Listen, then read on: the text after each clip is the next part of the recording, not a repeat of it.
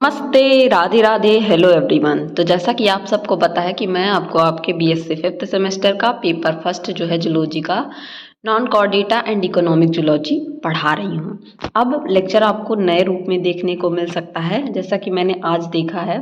आज आपको slide represent किया है, तो इसमें Hindi as well as English दोनों मीडियम के बच्चों के लिए ये स्लाइड है। तो आप सब कमेंट सेक्शन में ज़रूर बताइएगा कि ये लेक्चर आपको कैसा लग रहा है, कि इस तरीके की लेक्चर मैं पढ़ाऊँ आपको जिसमें Hindi as well as English दोनों रहे।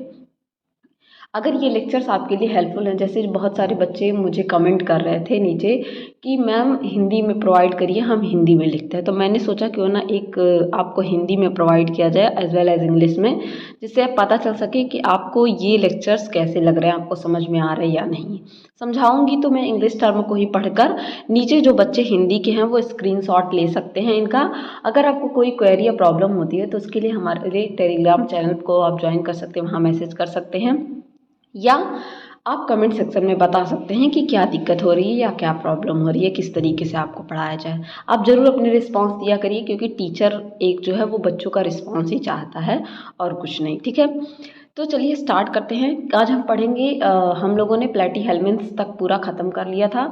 आज हम नॉन कॉर्डेटा में फाइलम एनिलिडा पढ़ेंगे, और साथ साथ में मैं सोच रही हूँ कि जो आपके इकोनॉमिक जूलॉजी का पार्ट है, जिसमें आपको एपीकल्चर, सेरीकल्चर, लैग कल्चर और कई सारे इंसेक्ट के बारे में पढ़ना है, उसको भी साथ साथ स्टार्ट किया जाए, क्योंकि वो उस पार्ट से भी आपके क्वेश्चन पूछे जाते हैं। तो चलिए स्टार्ट करते हैं।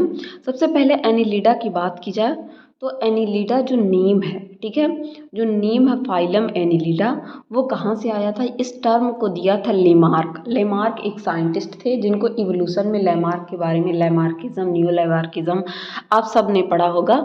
इवोल्यूशन आप सब ने 12वीं क्लास तक पढ़ा होगा, तो वहाँ पे लैमार्क के बारे में आपने पढ़ा होगा। तो लैमार्क ने ये टर्म दिया था। इसमें कुछ इस तरीके के एनिमल्स पाए जाते हैं, ये एक एग्जाम्पल दिया गया है एनिलिडा का। ठीक है, बात की जाए इनके अदर कैरेक्टर की, तो जो एनिलिडा है उसका मीनिंग क्या होता है? एनिलिडा टर्म जो है लैटिन वर्ड एनिलस से लिया गया है, जिसका मतलब होता है लिटिल रिंग। अब इनकी बॉडी पे इस तरीके से छोटे छोटे रिंग पाए जाते हैं, देख रहे हैं आप, इस छोटे छोटे सेगमेंट्स पाए जाते हैं। ठीक है, इस वजह से इनको क्या कहा जाता है? एनिलिड्स, क्योंकि एनिलिड्स का मतलब, एनिलस का मतलब क्या होता है? लिटिल रिंग होता है। ठीक है, इस वजह से इनको एनिलिड्स कहा जाता है। Also known as segmented worms. ये लार्ज फाइलम है जिसमें कम से कम 22,000 स्पीसीज हैं, इंक्लूडिंग जिसमें कि रैग वर्म्स आते हैं, अर्थ वर्म्स आते हैं, लीचेज आती हैं। ठीक है, ये सारे एनिमल्स इनमें आते हैं। ठीक है, ये मोस्टली क्या होते हैं? एक्वेटिक होते हैं। एक्वेटिक मतलब वाटर में पाए जाएंगे, जिसमें ये मरीन और फ्रेश वाटर, यानी कि समुद्री जलों में, मरीन का मतलब सी वाटर, फ्रेश वाटर मतलब गड्ढों में, पॉन्ड, डीचेज, इस सब जगहों पे भी पाए जाते हैं। कुछ इनके टेरेस्ट्रियल होते हैं, जो टेरेस्ट्रियल होते हैं। बरोइंग या ट्यूबिकुलस होते हैं। बरो मतलब क्या होता है? बिल बना के रहना। ठीक है, बरो इस तरीके से बिल बना के रहना। बरोइंग आप सबने एक और पढ़ा था जब आपने हेमिकॉर्डेट पढ़ा था, वहाँ पे भी वो बरो बना के रह रहा था, ब्रांकियोस्टोमा। ट्यूबिकुलस होते हैं मतलब ट्यूब लाइक बॉडी होती है। सीडेंट्री या फ्री लिविंग होते हैं, मतलब सिंपल लाइफ, मतलब सीडेंट्री अलग पाए जाते हैं, फ्री लिविंग हो सकते हैं। ये कॉमन सेलिज्म, यानी कि किसी एनिमल के साथ आप एक रिलेशन शो कर सकते हैं। कॉमन सेलिज्म में क्या होता है? प्लस और ज़ीरो का रिलेशन होता है, जिसमें क्या होता है कि जो एनिमल है, ठीक है, एनिमल के साथ रिलेशन शो करता है, जिसमें एक एनिमल को तो बेनिफिट होता है लेकिन दूसरे को बेनिफिट नहीं होता। पैरासिटिक मतलब किसी की बॉडी में क्या करेंगे? ये फीड करेंगे किसी होस्ट की बॉडी में। ठीक है, ट्यूब विद इन ट्यूब इनकी बॉडी में पाया जाता है। फर्स्ट टाइम यहाँ पे tube within tube body, इस तरीके से tube within tube body पाई जाती है इनमें। ठीक है, फर्स्ट टाइम यहाँ से क्वेश्चन आपके बनते हैं। इनकी बॉडी कैसी होती है? इलोंगेटेड होती है, मतलब लंबी होगी, इलोंगेटेड होगी। ट्रिप्लोब्लास्टिक होगी। ट्रिप्लोब्लास्टिक से मतलब अभी तक आपने क्या पढ़ा था? प्लेटीहेल्मिन्थ तक एसिलोमेट, ठीक, सॉरी, डिप्लोब्लास्टिक। यहाँ पे फर्स्ट टाइम क्या पढ़ेंगे आप? ट्रिप्लोब्लास्टिक। यहाँ पे क्या होगा? 3 लेयर्स जो होती हैं, एक्टोडर्म, एंडोडर्म, मेसोडर्म, ये सभी पाई जाती हैं।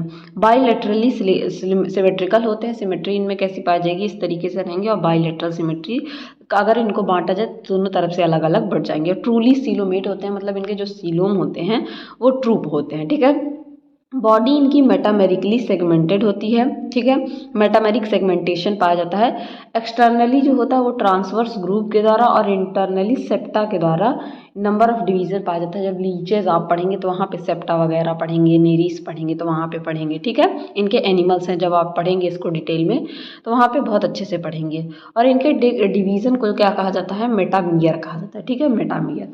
इनकी बॉडी का ऑर्गेनाइजेशन जो होती है ऑर्गन ग्रेड सिस्टम पाया जाता है, मतलब इनमें ऑर्गन्स पाए जाते हैं, ठीक है। इनके एपिडर्मिस की बात की जाए अगर, तो एपिडर्मिस इनका सिंगल लेयर का होता है जिसमें कॉलुमनार एपिथेलियम सेल पाए जाते हैं। एपिथेलियल सेल मैंने आपको बताया कई तरीके के पाए जाते हैं, स्क्वामस, कॉलुमनार। तो इनमें कैसे एपिथेलियम सेल पाए जाते हैं, कॉलुमनार टाइप के। कवर्ड होते हैं एक्सटर्नली बाय थिन क्यूटिकल, और ऊपर की तरफ थिन क्यूटिकल से कवर्ड होते हैं। बॉडी इनकी डर्मोमस्कुलर होती है, डर्मिस पे जो होता है कैसा होता है, मस्कुलर होता है, ठीक है। मूव करते हैं आगे की तरफ, इनके कुछ और कैरेक्टर जानेंगे। जैसे कि सीलोम इनके ट्रू हैं, ये तो आप सबको पता है, ऊपर भी मैंने बताया। लेकिन ये सीलोम कैसे होते हैं, इन ट्रू सीलोम को क्या कहा जाता है, सीजोसीलोमेट कहा जाता है, सीजोसीलोमेट्स कहा जाता है। मोस्टली वेल डेवलप्ड होते हैं एक्सेप्ट लीचेस, लीचेस को छोड़कर बाकी सभी में ये क्या होते हैं, वेल डेवलप्ड होते हैं। जिनकी बॉडी जो है यूजुअली ट्रांसवर्स सेप्टा में डिवाइड होती है, ये ऊपर भी मैंने आपको बताया। इनको जो सीलोम होते हैं वो फ्लूइड सीलोमिक फ्लूइड जो होते हैं, सेल्स या कार्पस्कल्स उनमें क्या होते हैं, पाए जाते हैं। डाइजेस्टिव सिस्टम की बात की जाए तो स्ट्रेट और कंप्लीट होता है, स्ट्रेट होता है, ऐसा नहीं कि यू शेप्ड का या किसी शेप में पाया जाए, स्ट्रेट ट्यूब पाई जाती है और कंप्लीट होता है। डाइजेशन इंटायरली एक्स्ट्रा सेलुलर होता है, मतलब सेल के बाहर इनका डाइजेशन होता है। ब्लड वेस्कुलर सिस्टम की बात की जाए तो यहाँ पे कैसा क्लोज्ड टाइप का ब्लड वेस्कुलर सिस्टम पाया जाता है, और कुछ कुछ में ओपन टाइप का भी ब्लड वेस्कुलर सिस्टम पाया जाता है। एनिमल वाइज डिपेंड करता है कि किस एनिमल में किस तरीके का ब्लड वेस्कुलर सिस्टम पाया जाता है। ये बात अब आपको तब समझ में आएगी जब इनके एनिमल जैसे नेरीस हो गया, अर्थवर्म हो गया, हिरुडिनेरिया, लीचेज हो गया, जो भी आपके सिलेबस में दिया है वो मैं पढ़ाऊंगी। तो जनरली नेरीस और क्या है, लीच आप में दिया है उसी को पढ़ना है। रेस्पिरेटरी पिगमेंट्स जो होते हैं इनमें, पिगमेंट्स MENTS पिगमेंट्स या तो हीमोग्लोबिन हो सकते हैं या इरिथ्रोक्यूरोनिन हो सकते हैं, जो कि प्लाज्मा में क्या होते हैं, डिसॉल्व होते हैं।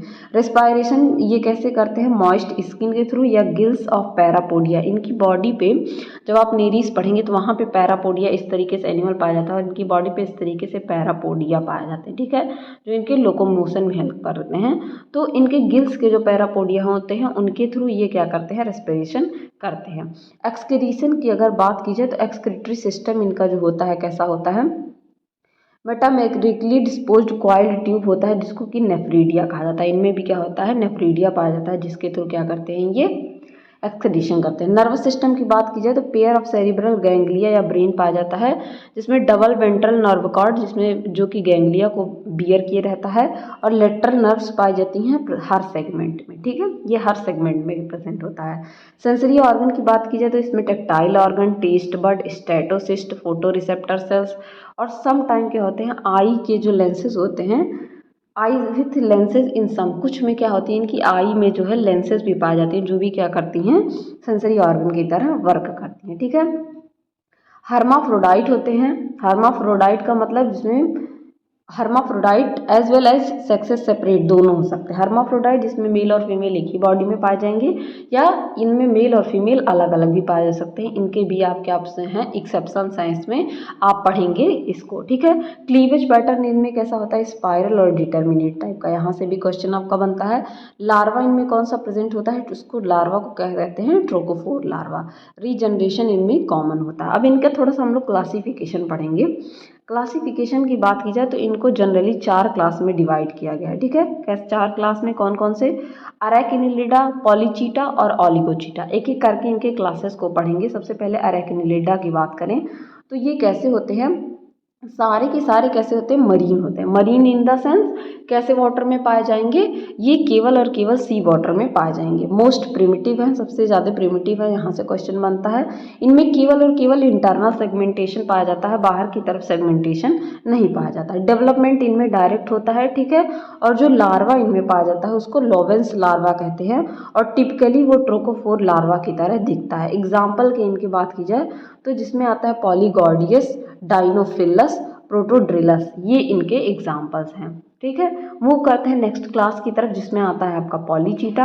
पॉलीचीटा में ये क्या होते हैं, ये मोस्टली मरीन होते हैं, ये भी सबसे ज़्यादा डाइवर्स ग्रुप है, यानी कि सबसे ज़्यादा डाइवर्सिटी, सबसे ज़्यादा एनिमल्स इसी ग्रुप में पाए जाते हैं, डिफरेंट डिफरेंट टाइप के। ठीक है, दोनों सेगमेंट यानी कि आउटर और इनर सेगमेंटेशन दोनों पाया जाता है। इनमें भी इनडायरेक्ट डेवलपमेंट होता है, लार्वा इनका ट्रोकोफोर होता है। ठीक है, एग्जाम्पल की बात कीजिए तो इसमें नेरिस आता है, एफ्रोडाइट आता है जिसको कि सी माउस कहते हैं, यहाँ से क्वेश्चन बनता है।